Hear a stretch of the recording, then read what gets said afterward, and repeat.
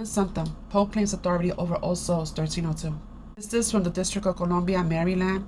Pope owns all our lands. Grace was first created by the Catholic Church. This is not what I was referring to, but this is correct. What I was referring to was around the 1100s during Alexios III's reign, the Catholic Church implemented something that was blood purity. Anyone who was Anglo-Christian was pure blood. Literally everyone else was impure and they were worthy of death. That was the Crusades. But the document of discovery of 1493, this was the Catholic decree that said any Christian that looked like me had the rightful claim of any and all land and waterways in the world. It basically says that all indigenous people are not human. And this is still in effect today. So the Catholic Church believes that if you are black or brown, you are not human. The Catholic Church believes that all land and water belongs to the Anglo-Christian man. And yet how many of us allies and accomplices are still Christian? 400 years are up. We're in the year of the Jubilee, so the Pope has to return all the lands to its rightful owners.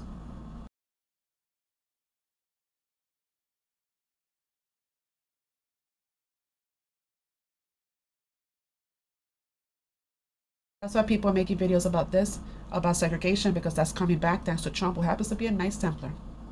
I'm trying to give y'all another warning. The Washington Post just reported that Donald J. Trump shut down the Civil Rights Justice Department. Yes, the Civil Rights Justice Department. So these are the guys who looks over the police officers if some wrongdoing that happened or whatever the case may be. So this is part of the police getting immunity. Okay? So I'm trying to tell you guys, stay out of the way. Listen, you got kids that's out here doing crazy stuff in the streets or doing anything that allows them to have contact with the police. It's going to get real ugly for them. All right? Look, it's going to get real ugly for them. So I'm advising y'all to make sure y'all get a hold of your family and keep them out of the streets, okay? Because there's no more civil rights department, okay? Donald Trump closed it down. The Washington Post just reported. So that's my warning to you guys. Listen to me. Segregation because they know a world without black and brown people is coming, and it terrifies them. Trump just rolled back protections that ban segregated facilities for federal contractors, and the internet's acting shut. But me, I'm not surprised, clearly. This is what desperate power looks like. This isn't about restoring order or merit-based hires. This is a tantrum from an almost 80-year-old man. White supremacy is in its flop era, and it's grasping at any old trick it can find. Segregation? Really? I feel like that's how we know they're scared. Because let's be real, black folks, we are unbothered. You can't shake people that have been surviving state-sanctioned violence since the dawn of time. We've had underfunded schools, medical negligence, and cultural erasure since day one. We don't panic when the system turns on us. We expect it. We don't fold. We multiply. We turn every block into a blueprint, every struggle into a strategy, and every threat into a legacy. As I said in my pinned video, a world without black and brown people is coming. Not because we're disappearing, because we're divesting. From their politics, from their corporations, their watered-down narratives, their respectability games, we want no parts. We've seen what happens when we show up and we make America run, but this time we're choosing to build our own instead. And that's what scares them. Not the loss of power, but the loss of relevance. Because without our culture, our labor, our innovation, our souls, what is America really? Let them scramble. Let them cling to segregation like it's going to save them. We've already moved on. And when that world without us fully arrives, they're going to finally understand what unbothered really looks like. But this before, 400 years are up, and this is the groups that are being targeted right now.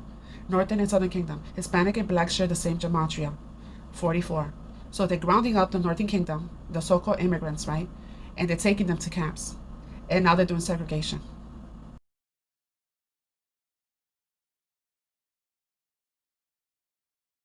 I explained this before. We're in the age of Aquarius. As you can see right here, age of Aquarius, that's the Mayan calendar, 2012. 2012 is 2020. That's when our captivity was up. As you can see, the Antichrist will be taking power soon.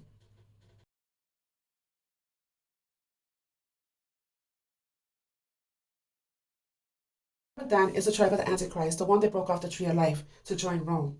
So you get London from the tribe of Dan. So they're in one of the three cities that run the world, the District of Columbia, which is London, Rome, and Washington, D.C.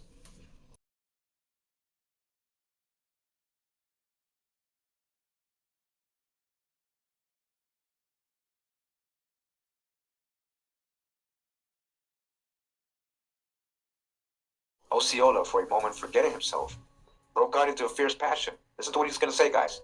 Am I a Negro? He said. A slave? I am an Indian. The white man shall not make me black. Don't make me black. Why would they make him black if he didn't look dark skinned? Why would they call him a Negro? Why would they call him a slave? I thought only Africans were the slaves. You guys understand what he's saying here? This is deep. Again, am I a Negro? He said, a slave? I am an Indian. The white man shall not make me black. I will make the white man red with blood, and then blacken him in the sun and rain, where the wolf shall smell his bones, and the vulture live upon his flesh. So, what are they doing here? They're Indians. This is one of my many unsuccessful experiments. You see, with Indians, there's absolutely nothing to be done. There's the same difference between a Negro and an Indian as there is between a dog and a coyote. You can put a dog on a leash, beat him, and he'll always be there to lick your feet. Take away a coyote's liberty, and you've cut off his hair. An Indian will never be a slave. No one has ever been able to make them reproduce in captivity. They do not eat, they do not talk, they do not sleep, they do not make love. Owns all our lands, including Mexico City, that happens to be the city of Enoch. That's why the flag of Italy and Mexico look the same. And right in the middle of the flag of Mexico is the Roman eagle.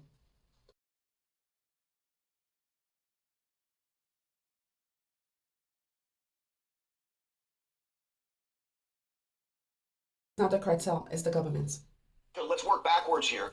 This potential extermination camp. What do you think it is? What are we looking at on our screen here? It's categorized as the Auschwitz of Mexico. It's thousands of bodies and hundreds of shoes that they were found when the mother searchers, these collective groups, there are collective groups now, Grant, because the federal government, it is just inoperative. They're not doing their job. And the family members, because they're searching for their family members that they have been kidnapped and also that they have been basically disappeared from the country, they're the ones that they're searching for the bodies. So they go to these places and they found this ranch all alone. It has already been researched, but they went again, this collective group that is called Warrior Mothers, Mother Searchers. They went in there and they found human remains, they found crematories, they found also, altars that they were basically saying that they were practicing sacrifices. Also, they were practicing extraction of organs. The whole horrific situation. And this has been all covered up by the Mexican government. All other media is calling it an extermination camp. By the Mexican government is calling it that it was a recruiting center for the cartels, as they were forcing people, and the people that they didn't want to work for the cartels, they were being, basically assassinated firsthand. Grant. Oscar, I'm safe to say that it's indisputable, right? That these bodies were found, the remains were found, as you mentioned, shoes. So how does the Mexican government get away with what amounts to a cover-up for the cartels?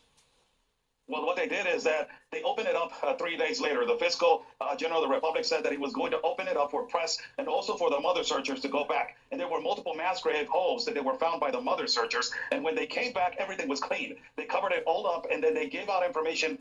The president came out on a morning conference saying this was not an extermination camp. It is false information. They're saying that it's the right-wing media and also it's the right-wing politicians that are trying to hit the political party of the left with this propaganda. So they're not calling it an extermination camp. They're saying that this is it's a training camp for the cartels, and that is all false information. It's exactly what happens in the United States. Granted, it's a copy-paste of what happens over here in Mexico also.